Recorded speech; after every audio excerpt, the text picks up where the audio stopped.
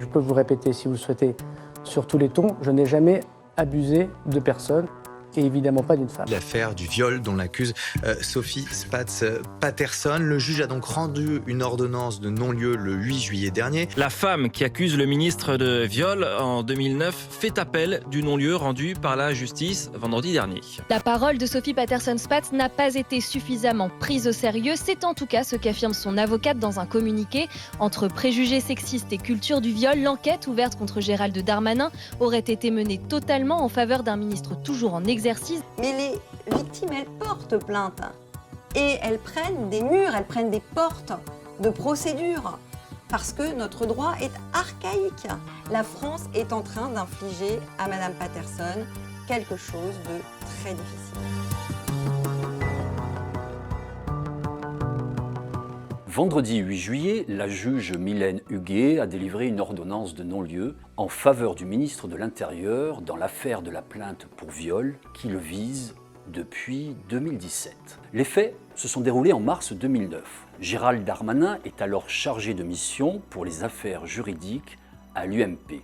Il travaille au siège du parti à Paris où Sophie Patterson vient demander de l'aide pour faire réviser un dossier judiciaire. L'affaire Darmanin éclate en 2017, une fois la justice saisie. Après 2 premiers classements sans suite et un premier non-lieu, faute d'instruction, sans enquête ni confrontation, le dossier est réouvert en juin 2020.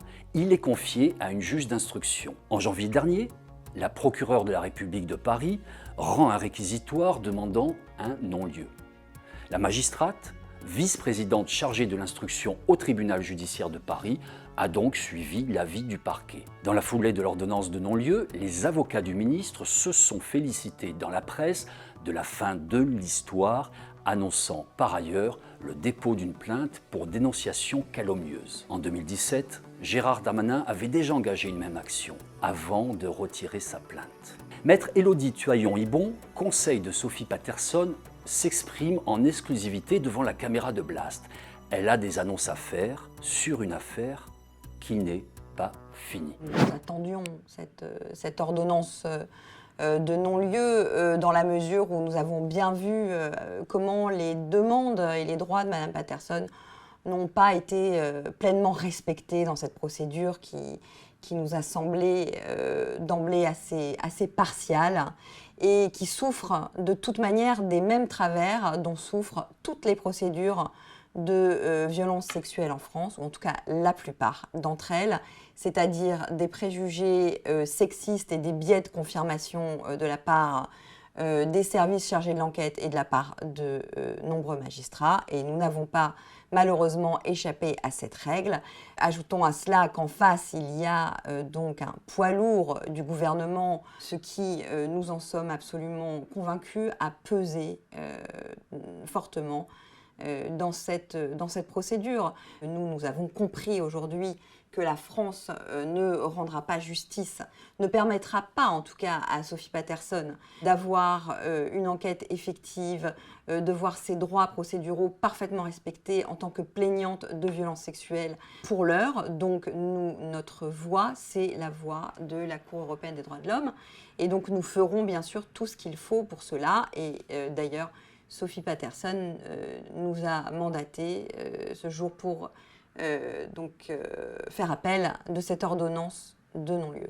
Il y aura une saisine de la Cour européenne des droits de l'homme qui va entrer en résonance, je pense, avec les blocages procéduraux que rencontrent tant de victimes de violences sexuelles ces dernières années, puisque il faut le dire, il faut le répéter, le cas de Sophie Patterson est d'ailleurs emblématique à ce titre. La France n'est plus prête pour accueillir les paroles des victimes en tout cas des plaignantes de violences sexuelles. La procédure est archaïque, le droit pénal n'est plus au goût du jour de la Convention européenne dite d'Istanbul. Et tout ça, ça doit changer parce qu'on est dans un pays aujourd'hui où les institutions envoient les plaignants et les plaignantes vers la justice. On a encore entendu Elisabeth Borne avec M. Abad en disant « mais il faut porter plainte, il faut porter plainte ». Mais les victimes, elles portent plainte et elles prennent des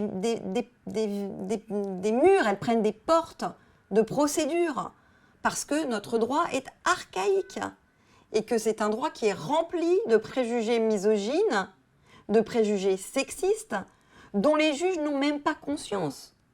Les juges sont le produit, finalement, de la société, qui est une société qui baigne dans la culture du viol et dans la domination masculine. Donc ceci produit cela. Nous avons des instruments européens qui permettent de faire changer les choses et nous allons nous en saisir. Voilà. Mais chaque chose en son temps. Pour l'instant, l'appel donc, de cette ordonnance de non-lieu devant la Chambre de l'instruction de Paris. Ça va être l'occasion, nous aussi, de faire le travail qui n'a pas été fait, c'est-à-dire un travail à charge, puisqu'un juge d'instruction doit enquêter à décharge, et ça, il l'a très bien fait, et à charge, et ça n'a pas été fait. Et pourtant, il y a vraiment de quoi dans ce dossier. Il y a beaucoup d'actes qui ont été faits. De manière générale, on n'en a pas tiré la substantifique moelle, ça c'est certain, malgré toutes les démarches que les avocats de Madame Patterson ont entreprises au cours de cette procédure. Et je peux dire également que des actes qui auraient dû être accordés ont été refusés pour de mauvaises raisons. C'est un honneur pour moi de retrouver la défense des intérêts de Sophie Patterson. C'est une femme extrêmement courageuse. Certains de vos confrères dans la presse en ont fait un portrait éminemment discutable et très violent, très brutal, en la présentant soit comme une menteuse, soit comme une folle. Bon. Moi, je la connais depuis plusieurs années maintenant. C'est une femme qui se bat, d'accord, qui a subi des injustices, des abus, qui veut obtenir justice et elle a le sentiment que pour l'instant, ce n'est pas le cas. Et en tant que professionnelle du droit, en tant qu'avocate, je partage son point de vue. Donc, elle est, comme toujours, elle est debout. C'est très difficile pour elle. La France est en train d'infliger à Madame Patterson quelque chose de très difficile. Mais elle est là, elle se bat, elle le dit très souvent, pas seulement pour elle-même, mais pour toutes les femmes et les enfants victimes d'abus et de violences sexuelles dans leur vie. L'affaire Darmanin, désormais toujours en cours, reste une épine dans le pied du gouvernement après le piteux épisode du lâchage de Damien Abad, exfiltré au profit du dernier remaniement. À ce jour, Gérald Darmanin reste présumé innocent. Sophie Patterson, victime présumée.